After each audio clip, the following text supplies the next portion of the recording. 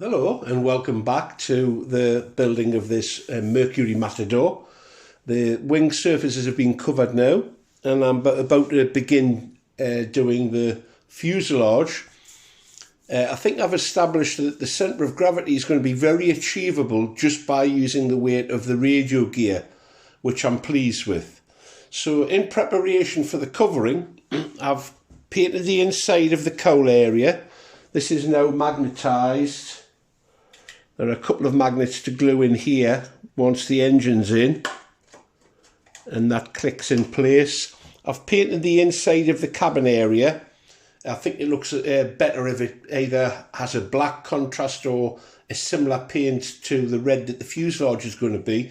And what I'm going to do now is put the glazing on. And to do that, I'm going to show you the glazing that I've found is by far the glazing glue that I've found, which is by far the best that I've come across, and that is using UHU-POR. Now I know there's proprietary glues out there, you have canopy glue, there are all kinds of people have used, and they all seem to be either very messy or they just don't stick very well. I'm not a fan of canopy glue. In fact, I found it extremely difficult to get it to give a convincing finish for me, unless it's just the way I'm doing it. But the UHU-POR works really well. And to do this, you apply it and basically let it get to almost a dry state. In fact, it is dry, and it works as a contact adhesive. You simply drop down the glazing in position and then you're ready to go. So that's what I'm putting on, this thin acetate. And I'm going to apply some glue now to the edge. Now the only bit of the glazing that I'm not going to do at the moment is the front glazing, and that's because I need to put a push rod through, and if I glaze it totally, the whole thing, we're going to find that you physically can't get the push rod in. So I'll actually feed the push rod through the front windscreen, and then once everything's in place, then I'll finish off by adding the windscreen. So I'll leave that right till the very end. I'm applying some glue around the edge here. And then I'm going to smear it so it's a thin film. Take some sand with my teeth. So I've applied the glue. I'm going to spread it around now.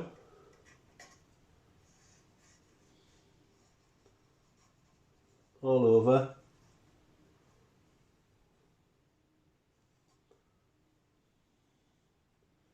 Perhaps put a little bit too much on there, but no matter. You wait until it dries anyway.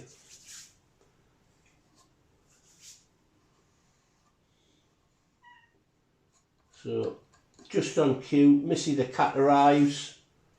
Someone's feeding a fuss or something, so I'm going to let that dry. And then when it's dried, I can come back to it. We can apply it. And that'll be a perfect fix. So we'll just pause it there while I see to the cat and that dries. Okay, cat sorted, glue touch dry. Let's apply this. The only thing you need to be aware of is you basically get one shot at it. And that's all. And that's it, glued, solid. Absolutely solid. That's not coming off. So I will recommend UHU-POR or UPOR, depends on how you would like to pronounce it. Doesn't much matter as long as you know what it is. That's the glazing done, both sides. The glazing at the front, as I say, I need to be able to get the push rod in, and without this access it would be very difficult. So that's done. I've got the holes with tubes to go in for the pull system. I need to put a little bit of packing on this side, which I'll do now, for the control horn. exit for the rod rather here. I'll do that, and then we'll start covering it. It's going to be plain red. I think I might put a fancy blaze down the side. The reason for the dark, it's actually a very chocolatey brown, not black, stripe is that there was an error on the other wing. There was a little puncture hole in it, and I wasn't going to rip the covering off. I had to just cover it, and I think that looks quite neat. So let's get the decks cleared, get all the junk out the way, and we'll start setting up to cover this. I'll do that little job first, and then we'll actually begin the covering process. Well, there's no excuses now. I can't really think of anything else to do before I start covering. Little mini servo tray in there, all cut out with the little holes for the screws have been marked on. It's easier putting this in now than obviously when it's covered, but I can still access it to get to the servos. I'm anticipating that the battery will go here and the receiver perhaps. If it turns out that it's tail heavy, I'll simply put a bigger battery on the front. I don't want to put any dead weight in at all if I can. At this end, I've made a little slot there for the control rod to come through, and as I said before, I'm leaving that access open so I can push the rod through and manipulate it through. I think it would be nigh on impossible to do it the other way around. So without further ado, let's get set up and start covering this. It's now approaching that time that I can't put this off any longer. I need to get this fuselage covered. In preparation, I've actually cut out and put in the servo tray. I've just ordered some new servos, should arrive today. The ones I have are okay for marking out the location, but I'm not happy with them. I think they've seen better days. Slot for the push rod. I've made a push rod for the elevator, and that I can actually feed through the front windscreen, and that's why I've left that off. What else have I done? This little panel here will actually take the switch for the radio gear. I've got in the habit of always putting it onto this side, because when I hand launch the model, I hold it like that and I want the switch away from my hand so I don't knock it. Also, it's good practice to have the switch in the on position slid backwards, because I have actually seen somebody launch a model, catch the switch and turn it off, which is something you don't want. In fact, a fellow club member on what day was it now? It was last week anyway, a beautiful day. We went up flying and he brought a converted free flight duration model up, and as he launched it I heard a chap say, "Oh, it's flying beautifully," called a Vagabond, and he said it should be, I haven't turned the receiver on, and away it went. It climbed up to about, I'd say 200-300 feet. The engine cut and it just kept going up. It caught a thermal, and I think two of us were the last to be able to keep our eyes on it and see it, and it just disappeared. Couple of days later, Alan put a message on the group chat that it had been found 5 3/4 miles away, and he was going to pick it up. A very lucky man. It was beautiful to watch, actually, but you don't want that happening. That's why we use the radio control. So I'm going to get this covered, and I'm going to start off actually something I don't normally do, but I'm running out of Solatex and I can't afford to make mistakes. So I'm going to use an old roll of wallpaper. I think we've all got them tucked away somewhere in the house. If they're not, you can buy odd rolls like this for pennies. And I'm going to cut templates out because I don't want to waste any of this material. You can't get it now, and what I have got I want to make good use of. I don't want to make silly mistakes. Touch wood, I haven't made any recently, but I don't want to start now. So we'll start getting that prepped up, and we'll start cutting out the templates ready for doing the covering itself.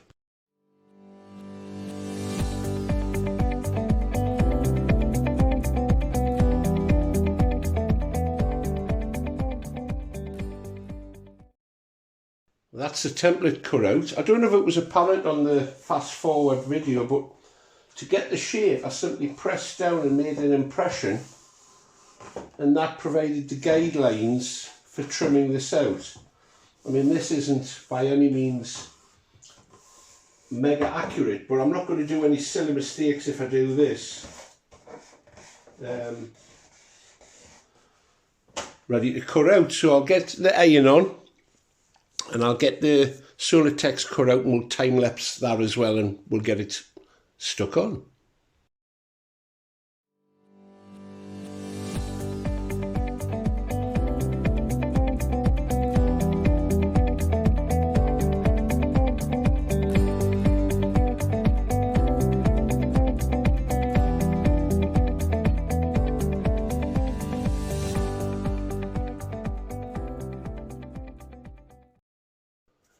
I hope you can see there that that's a nice finish. I haven't actually used the heat gun at all. I've only used the iron, and I haven't even gone across and tightened it up with the iron yet. I'll do that all at the end. There's obviously a cut out here needs to be made. That'll happen later, and I'll tidy this edge up before I repeat the process for the sides and for the top. I'll be ironing along this line here for the windshield. That'll be done in one piece, I think, using a template again, and then obviously the hatch will be done separately. So let's crack on and get the rest done. Okay, I've tidied the bottom up, and now it's a case of doing the sides, and this is where making a template can save you a lot of waste, I'm sure. This is how I'm going to do it. Piece of wallpaper roughly cut to length, and what I'll do is I'll just run my finger along the edges, and I'm not sure how well this is going to show up, but I can actually see where the fuselage ends, and then I can trim that accurately so that I don't end up with raggy edges to it. That's the theory anyway. Make a little nick there for the undercarriage leg.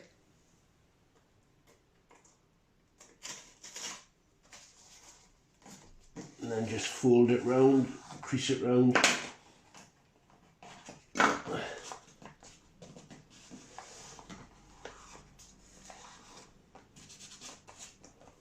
Now, what I'll do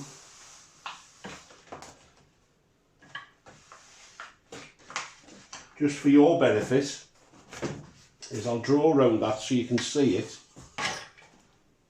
and then it'll give you an idea of what I'm working to. I can see this quite clearly, but I'm not sure how well you can actually. So this is the edge.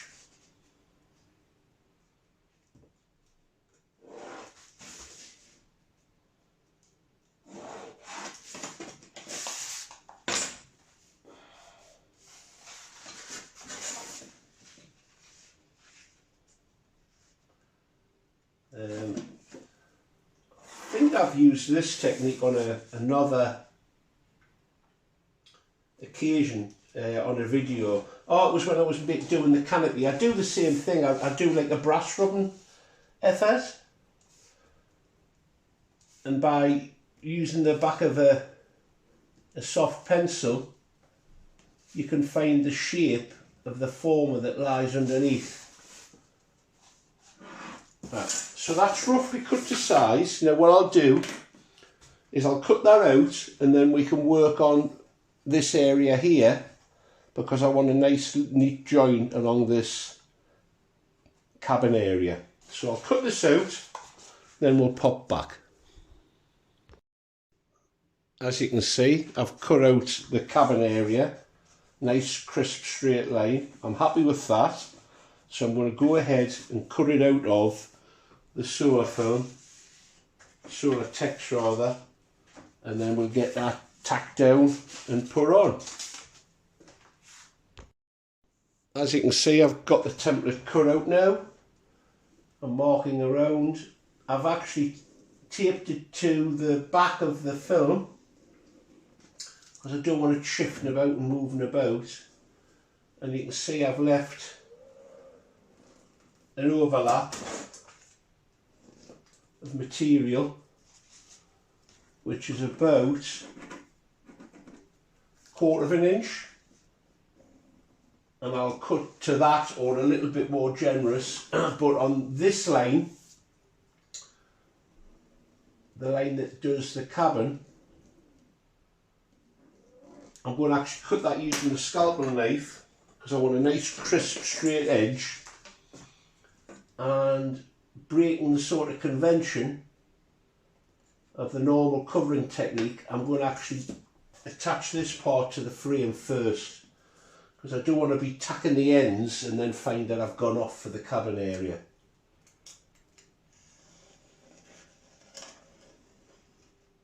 You'll notice that I've painted the cabin outline in red to match this. You can sometimes do a contrasting colour, black looks nice.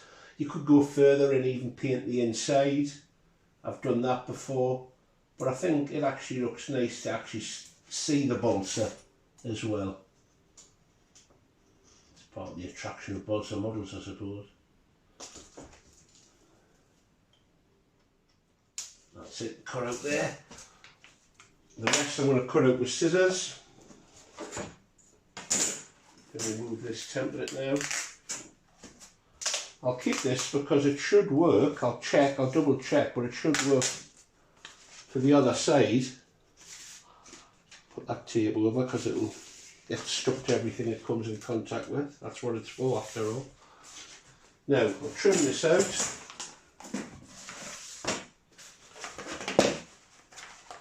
Trimmed it like this saves a lot of grief when you actually got it on the model. I find it can go all over the place.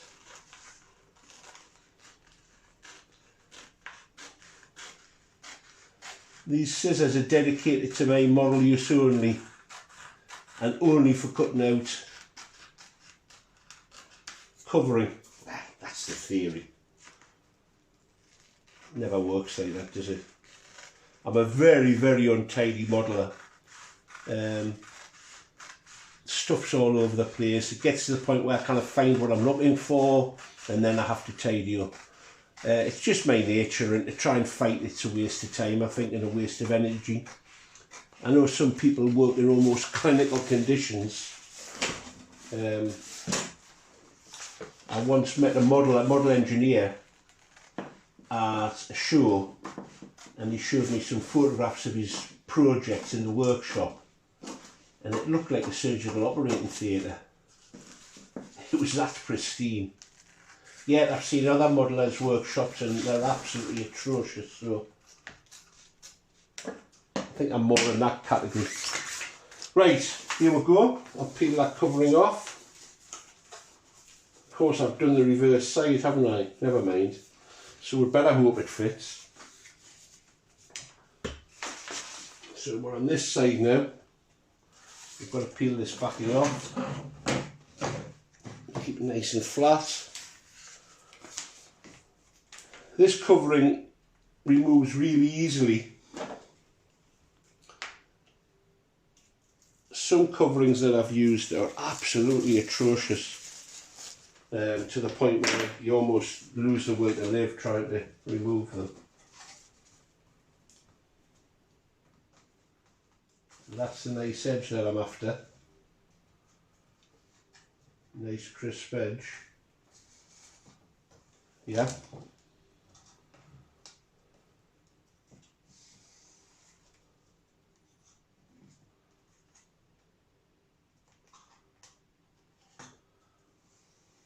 I could have done with an overlap there. I haven't left enough on, I've just realised. So, we'll get round that.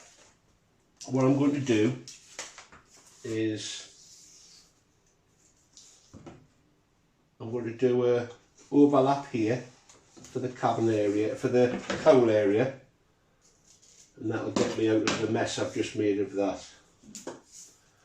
We're all human, some more than others.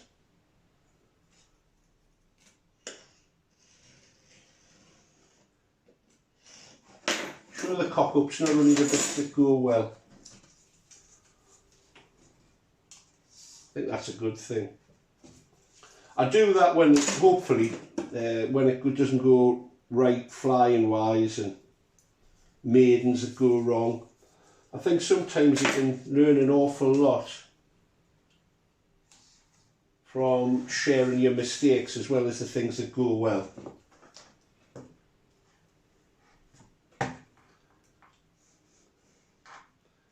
Yeah, because I haven't left enough generosity on that piece there.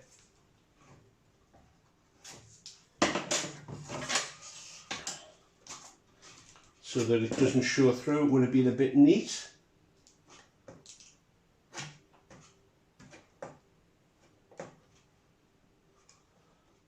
I may even do that on the other side. I think it's quite a good way of doing it. Once all this covering's on, I'll fuel proof the internal bay. No, it's a necessity for any IC engine, but particularly so with diesels, which are extremely dirty forms of power. I don't know why I like them so much, to be honest with you, because they are filthy. But it's something about nostalgia, I think. I remember flying them as a kid. Well, if not a kid, as a teenager. So it's a bit of nostalgia, and that's part of the fun of the hobby. And I think it's also why I'm so attracted to vintage designs. It takes me back to the models I built, but also it takes me back to models I built in my head when I was looking through old magazines that a beloved uncle had passed on to me. We all have different motivations for modelling, and that just happens to be part of mine. Right, I'm sealing this so that it doesn't move. Gotta be careful I don't burn through the windows. So I'm keeping the eye on this side of the window to seal it. And it's good covering this, so it'll grip this just as well as the balsa almost. Just pulling it taut there. Now I was advised to sheet this area because your fingers will go through it, but that might be the case with tissue covering, but it's not going to be an issue at all with this. It's such a strong covering material.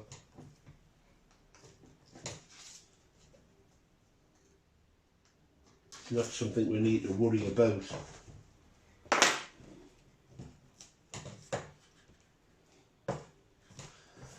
So that's tacked around the cabin. I'm pleased with that, that looks good. Now I'll go to the rear.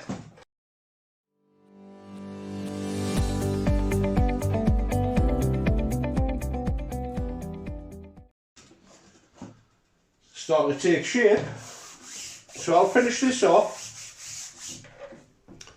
And when I've done that, we'll come back when I'm doing the top piece and the cowl. And then we'll call this part of the build done, I think. And there we have it. That's the covering completed.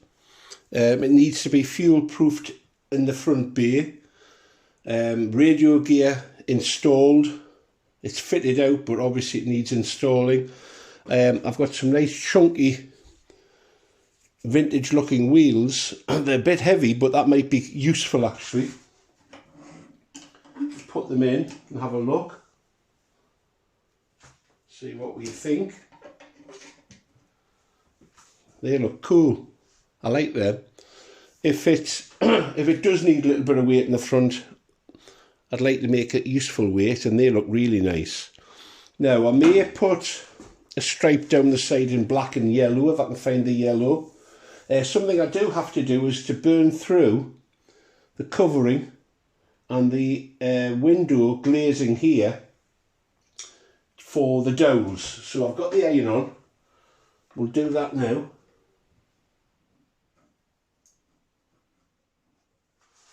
So it leaves a really neat hole rather than trying to hack it out or even drill it out. Just make sure I hit the right spot with this.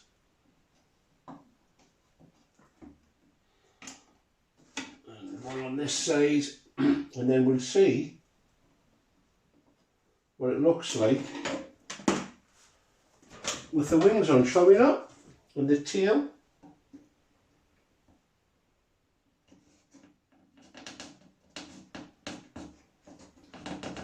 That's nice, and you can hear that's tighter, ho.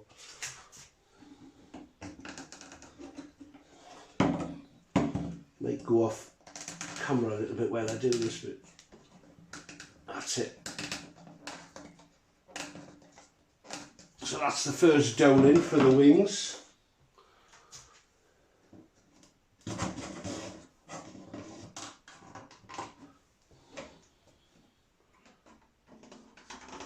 That's it. So there's the dowels in place. Shall we put the wings and tail on and see what it looks like?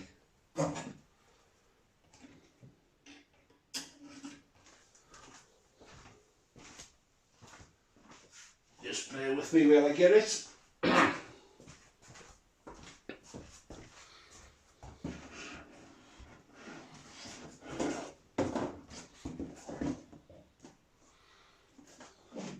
It's a little bit more further forward than it needs to be there. I haven't got the bands handy.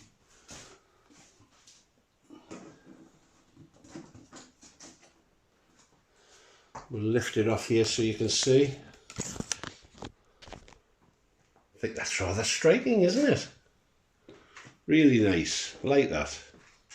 That's the Matador, another vintage bird to be added to the collection. If you've enjoyed the journey so far, please give it a thumbs up. And if you haven't already done so, please subscribe. It's the easiest way to keep up to date with these builds and flights and maidens, etc. And just fun on the field with the lads. So thank you for watching. If you can get flying, do so. If you can't, let's get creative. Bye for now.